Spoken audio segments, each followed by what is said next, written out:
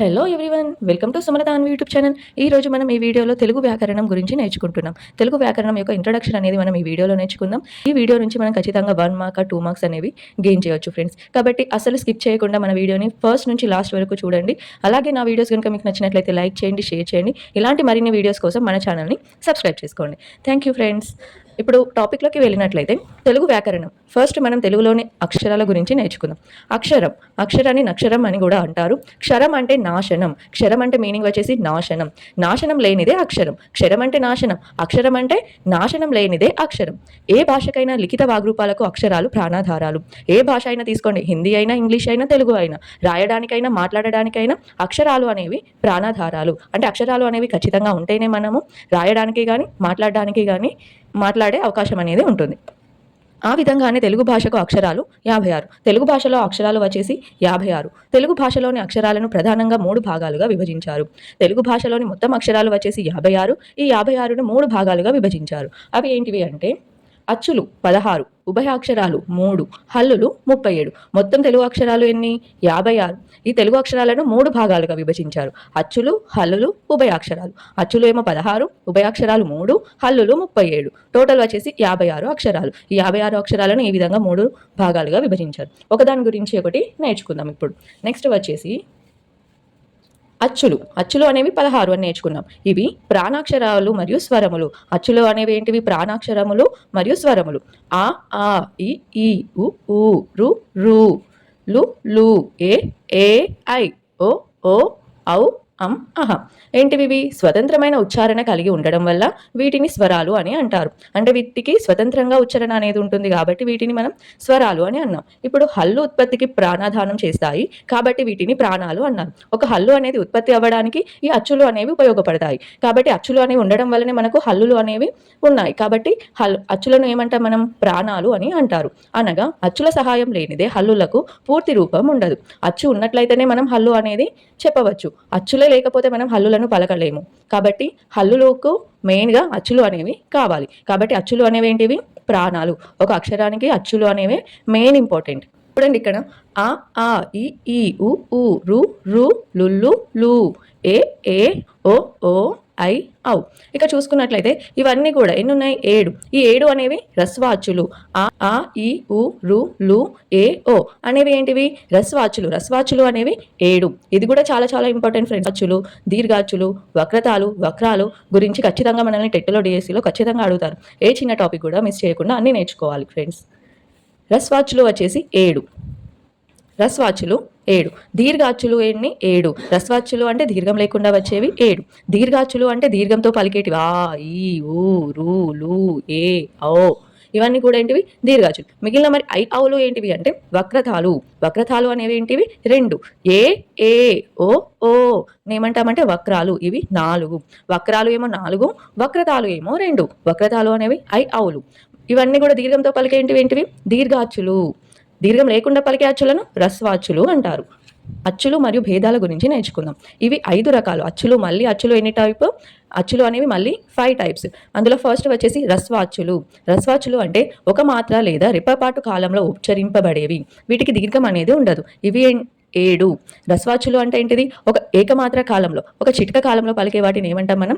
రస్వాచ్చులు అంటాం. ఈ రస్వాచ్చులు అనేవి రెప్ప కాలంలో మరియు ఒక మాత్ర కాలంలో ఉచ్చరింపబడే వాటిని మనం రస్వాచ్చులు అంటాం. అంటే వీటికి దీర్ఘాలు అనేవి ఉండవు. ఇవి ఎన్ని? 7.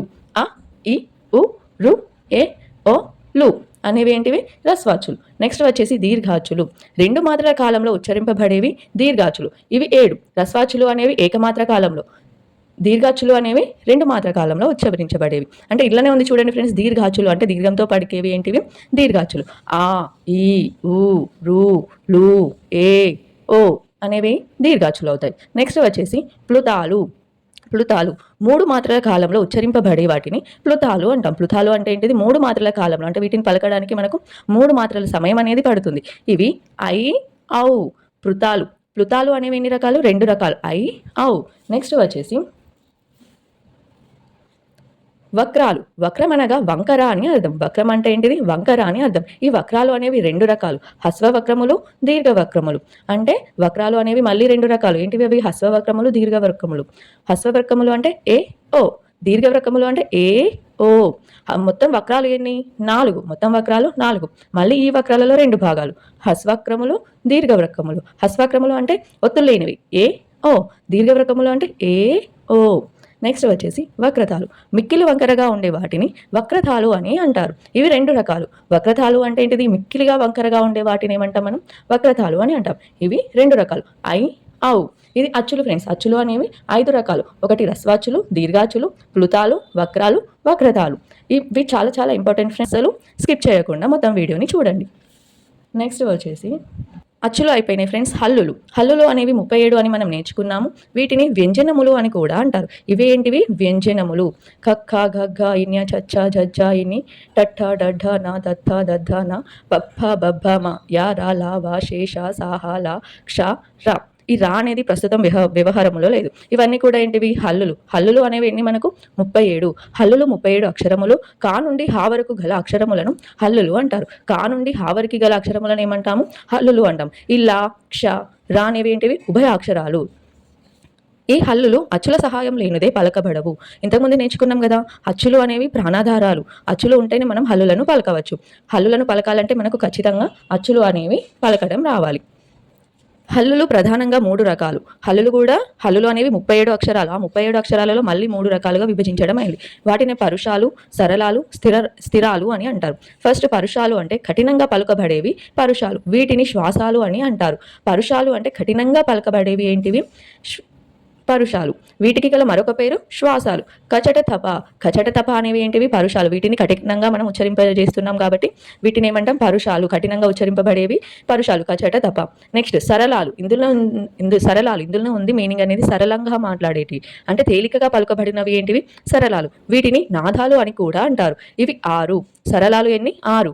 గజజ దదప, గజడ దబ.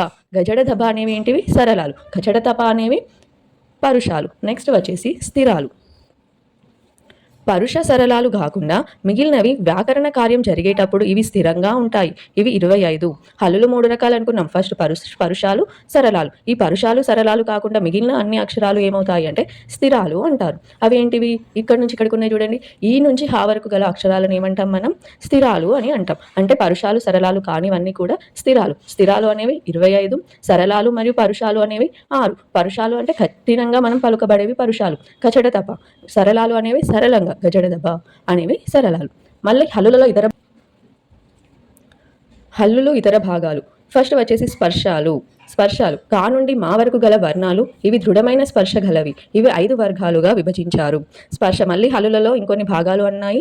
మొదటిది వచ్చేసి స్పర్శాలు. కా నుండి మా వరకు గల వర్ణాలు అనేవి దృఢమైన స్పర్శ గలవి. ఇవి 5 వర్గాలుగా విభజించారు. కావర్గం, చావర్గం, టావర్గం, తావర్గం, పావర్గం. కక్క గగ్గ ఇన్య చచ్చ జజ్జ ఇన్య ఠట్ట డడ్డ అన తత్త దద్ద నా పప్ప బబ్బ మా. ఇవన్నీ కూడా ఏంటివి? స్పర్శాలు. కచట తప వర్గానికి చెందినవన్నీ కూడా ఏంటివి? స్పర్శాలు. నెక్స్ట్ వచ్చేసి వర్గయుక్కులు. వర్గయుక్కులు అంటే యుక్కు అనగా జత అని అర్థం. యుక్కు అంటే ఏంటిది ఫ్రెండ్స్?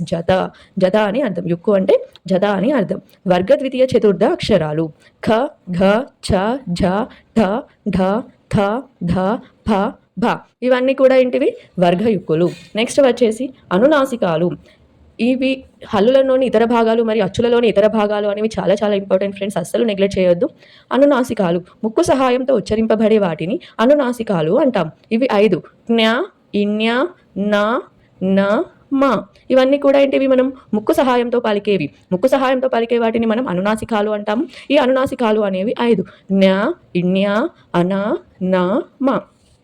అంతస్థాలు. స్పర్శాలకు మరి ఊష్మాలకు మధ్య ఉండే వాటిని ఏమంటాం మనం? అంతస్థాలు అంటాం. మరి ఊష్మాలు అంటే ఏంటిది? ఊష్మాలు అంటే ఊదు పలికే వాటిని ఏమంటాం మనం? ఊష్మాలు. ఊది పలికబడవి ఊష్మాలు. ష, ష, స, హ. ష, ష, షే, ష, స, హ. ఇవన్నీ ఏంటివి? ఊష్మాలు. ఊష్మాలు అనేవి 4. ఊది పలికేబడేవి ఏంటివి? ఊష్మాలు. మరి అంతస్థాలు అంటే ఏంటిది? స్పర్శాలకు మరియు ఊష్మాలకు మధ్య ఉండే వాటిని ఏమంటామంటే అంతస్థాలు అంటాం. స్పర్శాలు అనేవి ఏమని నేర్చుకున్నాం? కచట తప వర్గానికి చెందినవన్నీ కూడా ఏంటివి? స్పర్శాలు. మరి ఊష్మాలు షే, ష, స, హ. వీటికి గల మధ్య గల అక్షరాలను ఏమంటామంటే అంతస్థాలు అంటాం. యా, రా, రా, లా, అలా, వా. ఇవన్నీ కూడా అంతస్థాలు. ఓకే ఫ్రెండ్స్, నా వీడియో కనుక మీకు నచ్చినట్లయితే లైక్ చేయండి, షేర్ చేయండి. మరిన్ని ఇలాంటి వీడియోస్ కోసం మన ఛానల్ని సబ్స్క్రైబ్ చేసుకోండి. Thank you.